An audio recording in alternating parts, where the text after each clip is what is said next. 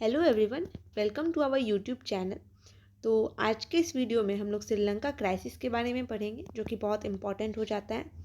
तो चलिए हम इसे शुरू करते हैं। देखिए, जैसा कि ये न्यूज़ में था बहुत टाइम से कि श्रीलंका में एक्चुअली क्राइसिस हो गया। तो ये एक तरह से बस सिंगल एक पॉलिटिकल क्राइसिस ही नहीं था, ये पॉलिटिकल था, सोशल था और इकोनॉमिक क्राइसिस भी था।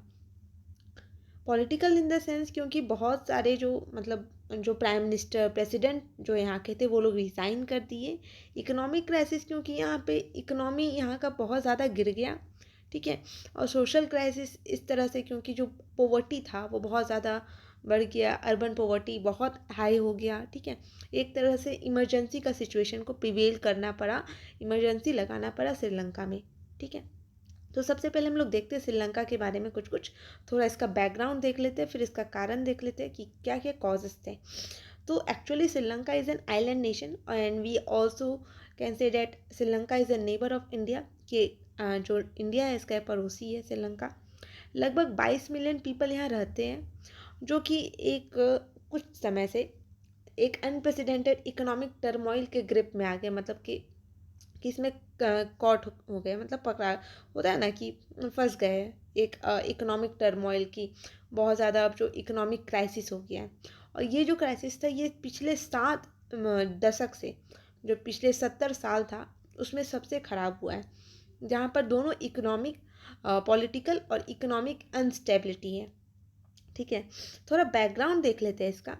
तो लगभग 26 साल का यहाँ पे लॉन्ग सिविल वॉर चला 2009 तक, ठीक है, 2009 में। और उसके बाद क्या हुआ ना कि इसका जो जीडीपी था वो 8 से 9% तक रहा 2012 तक।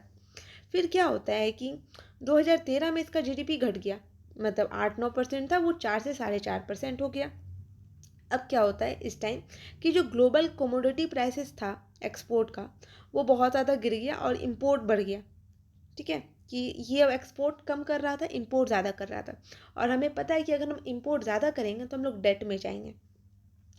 फिर क्या हुआ कि श्रीलंका का बजट डेफिसिट बहुत ज़्यादा बढ़ गया, ठीक है। ग्लोबल फाइनेंशियल क्राइसिस हमें पता ही है 2008 का। इसमें क्या हुआ कि ये पूरा वर्ल्ड को इम्पैक्ट किया था। इंडिया फिर भी बहुत संभला था 2008 में, ठीक है। उस टाइम जो प्राइम मिनिस्टर थे वो थे Manmohan Singh. He betterly manage the Indian economic situation in 2008। तो इस टाइम क्या होता है, जो फॉरेक्स रिजर्व था वो बहुत ज़्यादा ड्रेन हो गया, मतलब बहुत ज़्यादा घट गया।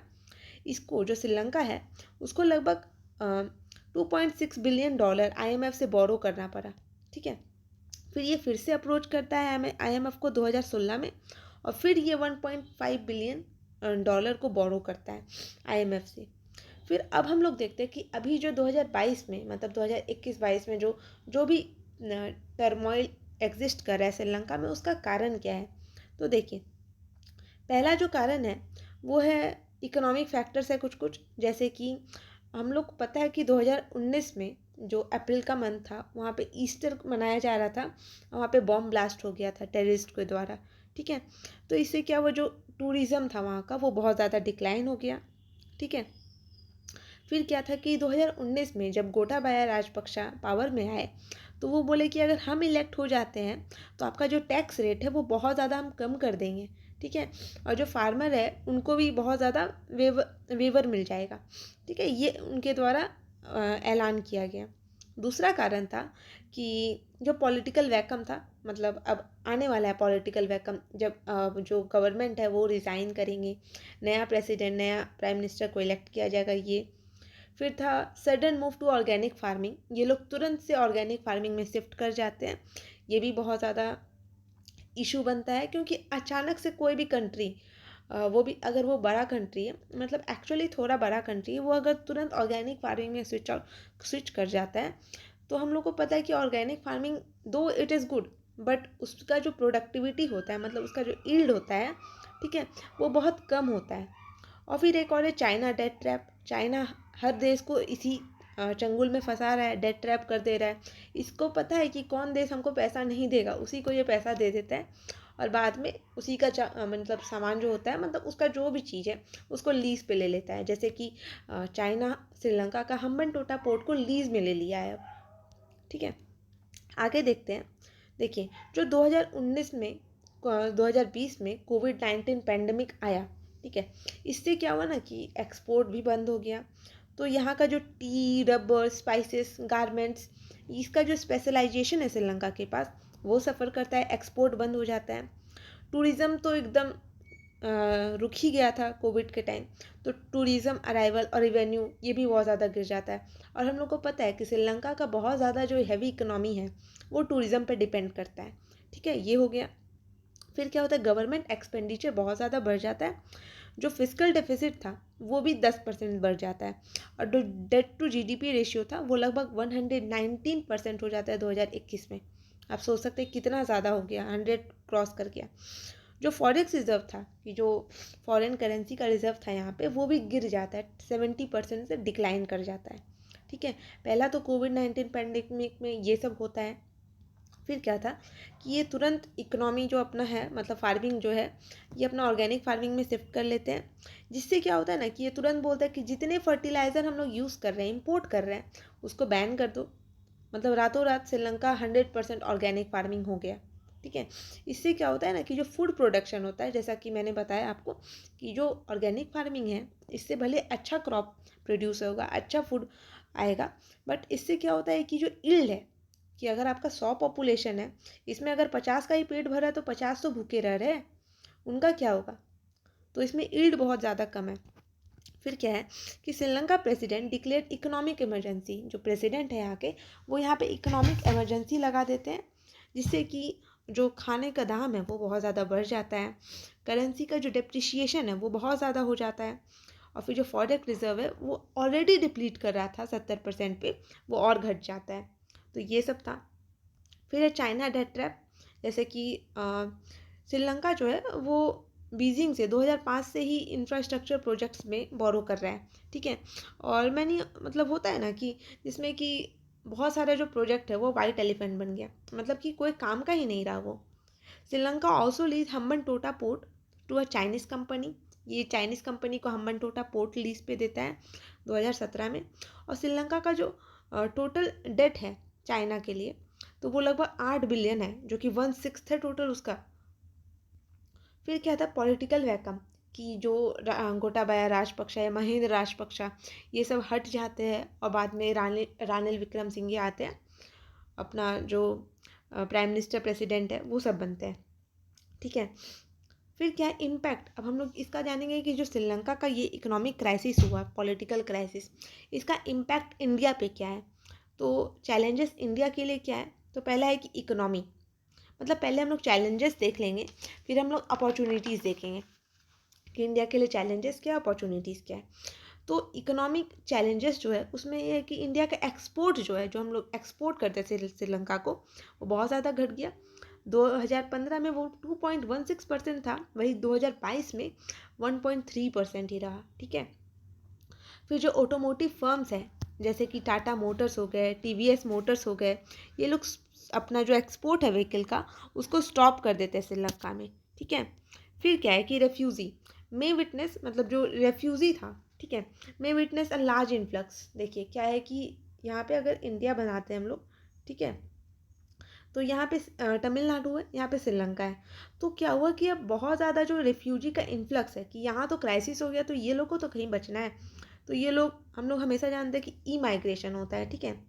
ई माइग्रेशन हुआ ये श्रीलंका के लिए, पर हम लोग के लिए इमिग्रेशन हुआ, कि लोग यहाँ पे आए, तो उन लोगों को शेल्टर प्रोवाइड करना, ये सब। तो ये एक तरह से हम लोग को इम्पैक्ट करेगा, कि हम लोग तमिलनाडु का देखें और इंडिया का देखें, या फिर हम लोग श्रीलंका को देखें, उस टाइम के लिए एक इन्फ्लक्स हो जाता है। तो ये हम लोग के लिए क्राइसिस ही है एक तरह से, मतलब चैलेंजेस ही है।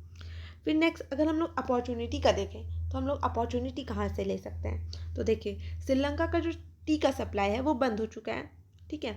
तो यहाँ पे इंडिया जो है वो जो सप्लाई गैप है उसको प्लग कर सकता है, उसको मतलब होता है ना, उसको बराबर कर सकता है। तो इंडिया क्या कर सकता है कि इंडिया का जो टी प्लांटेशन है उसको प्रमोट किया जाएगा।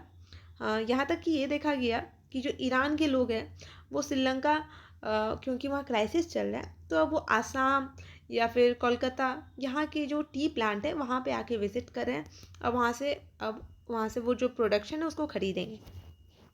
फिर दूसरा है कि हम लोग को पता है श्रीलंका जो गारमेंट्स है, अपैरल, जो कपड़ा है, क्लोथ्स है, उसके लिए बहुत ज़्यादा फेमस था, बट वो भी वहाँ पे बंद हो गया। तो अब एक ऑल्टरनेटिव मिल जाता है यूके को, यूरोपियन यूनियन को या लैटिन अमेरिका को, ठीक है, कि अब वो जो है ना इंडिया की तरफ डाइवर्ट होंगे, इंडिया से वो सामान खरीदेंगे, ठीक है। जैसे कि त्रिपुर एक हब टेक्सटाइल है तमिलनाडु में, इसमें बहुत ज़्यादा मतलब यहाँ पर बहुत ज़्यादा ऑर्डर आने आने लगे हैं। फिर तीसरा है फार्मेटिकल, ठीक है, फार्मास्यूटिकल, यहाँ पे भी अगर वहाँ मतलब श्रीलंका में ये भी बहुत ज़्यादा वहाँ से एक्सपोर्ट किया जाता था, बट वो अब इंडिया की तरफ डाइवर्ट हो जाएगा। तो अब इंडिया को मदद क्यों करना चाहिए, वाई शुड इंडिया असिस्ट, क्योंकि हम लोग को पता है India has helped a lot, not only India, world bank, IMF, ये लोग भी बहुत हेल्प किए श्रीलंका को इस इकोनॉमिक क्राइसिस से बाहर आने के लिए। तो सबसे पहला कारण है कि इंडिया श्रीलंका जो है वो इंडिया का एक बहुत ज़्यादा इंपॉर्टेंट स्ट्रैटेजिक पार्टनर है। It is a strategically important partner for India, ठीक है। फिर इंडिया जो है इसको एक अपॉर्चुनिटी की तरह यूज़ कर सकता है, क्योंकि हम लोग को पता है श्रीलंका में जो चाइना है उसका बहुत ज़्यादा इन्फ्लुएंस है, तो उसको कम करने के लिए ये इसको बैलेंस की तरह यूज़ कर सकता है अपने डिप्लोमेटिक टाइज को स्ट्रेंथन करने के लिए श्रीलंका के साथ, ठीक है। फिर अब क्या है, क्योंकि जो वहाँ के प्रेसिडेंट थे राजपक्षा, वो क्या किए थे कि जो फर्टिलाइज़र था उसको बैन कर दिए थे। तो अब इंडिया के पास ये अपॉर्चुनिटी होता है कि श्रीलंका को फर्टिलाइज़र सप्लाई करें, ठीक है। ये एक पॉजिटिव डेवलपमेंट की तरह देखा जा रहा है। फिर क्या है कि एक्सटेंडिंग डिप्लोमेटिक टाइज, कि इंडिया जो है अपना डिप्लोमेटिक टाइज को एक्सटेंड करेगा। India can keep Sri Lanka archipelago out of China string of pearls. हम लोग को पता है चाइना का एक पॉलिसी है, foreign policy, string of pearls. ये क्या कर रहा है ना कि अगर ये इंडिया है और यहाँ पे वो अलग अलग जगह अपना पोर्ट बना रहा है, जैसे यहाँ पे ग्वादर पोर्ट बना दिया, यहाँ हम्बनटोटा पोर्ट बना दिया, ये म्यांमार में भी वो कुछ कर रहा है। तो एक तरह से ये चेन बना दिया है कि इंडिया को कैसे हम लोग, होता है ना कि कैप्चर करके, मतलब होता है ना कि इंडिया पे नज़र रखे, ठीक है। तो ये कर रहा था। तो अगर हम लोग ये अपना डिप्लोमेटिक टाइज को बढ़ाएंगे तो हम लोग एक तरह से जो चाइना का स्ट्रिंग ऑफ पर्ल्स पॉलिसी है उसको हम लोग, उस पर हम लोग एक नज़र रख सकते हैं, ठीक है। और जो हम लोग श्रीलंका का एक उसको हब मिल गया था हम्बनटोटा, उसको हम लोग बाहर कर सकते हैं। अब क्या है वे फॉरवर्ड क्या होना चाहिए, तो पहला है कि जो डेमोक्रेसी है उसको ट्रू स्पिरिट में हम लोग को इम्प्लीमेंट करना चाहिए, ठीक है। That need for a stronger political consensus, एक स्ट्रॉन्ग पॉलिटिकल कंसेंसस हो श्रीलंका में। दूसरा है कि जो considerable considering the needs for the poor and vulnerable to get back on the feet and prevent the long term starving, ठीक है। अब क्या है कि जो जो लोग भी गरीब थे, पुअर, जो जो अब वनरेबल हो गए श्रीलंका में, उन लोगों को वापस आना चाहिए अब, ठीक है। क्योंकि मतलब प्रोडक्शन बढ़ना चाहिए, गवर्नमेंट का जो सप्लाई है डिमांड को बढ़ाना होगा, ठीक है, तो वो करना होगा। तो इसमें हम लोग कर क्या सकते हैं, पहला है कि एग्रीकल्चर प्रोडक्टिविटी को बढ़ा दें, जॉब अपॉर्चुनिटीज़ को बढ़ा दें in the non farming sector. फिर बेटर इम्प्लीमेंटेशन ऑफ रिफॉर्म, जो भी रिफॉर्म है उसको बेटर इम्प्लीमेंट करें। और जो टूरिज़्म सेक्टर है जो कि जान है श्रीलंका का, उसको हम लोग को रिवाइव करना चाहिए, ठीक है। फिर क्या है कि एक सर्कुलर इकोनॉमी का प्रोस्पेक्ट्स को हम लोग को लेके आना है। सर्कुलर इकोनॉमी मतलब जो यूज़ किया है उसको हम लोग को रीयूज़ करना है, ठीक है। ये एक सर्कुलर इकोनॉमी का फंडामेंटल है। The dependence on import can minimise by circular economy, कि हम लोग इम्पोर्ट पे, मतलब जो श्रीलंका के लोग हैं वो लोग इम्पोर्ट पे कम निर्भर रहे और उसको सर्कुलर इकोनॉमी से मैनेज करें, जो कि एक सस्टेनेबल ऑल्टरनेटिव रहेगा, ठीक है। That is a sustainable alternative to aid a recovery. फिर क्या IMF सपोर्ट टू श्रीलंका, ये भी अच्छा कदम है। फिर support from India in terms of aid, ठीक है, थ्रू ग्रांट, इंडिया ग्रांट दे रहा है बहुत ज़्यादा, ठीक है।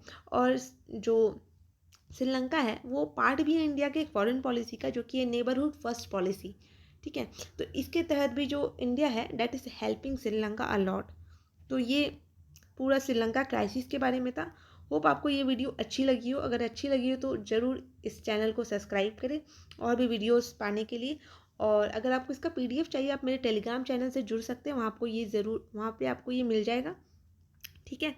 तो आप लोग ऐसे ही पढ़ते रहिए। All the very best those who are giving the 67 BPSC mains. Thank you so much.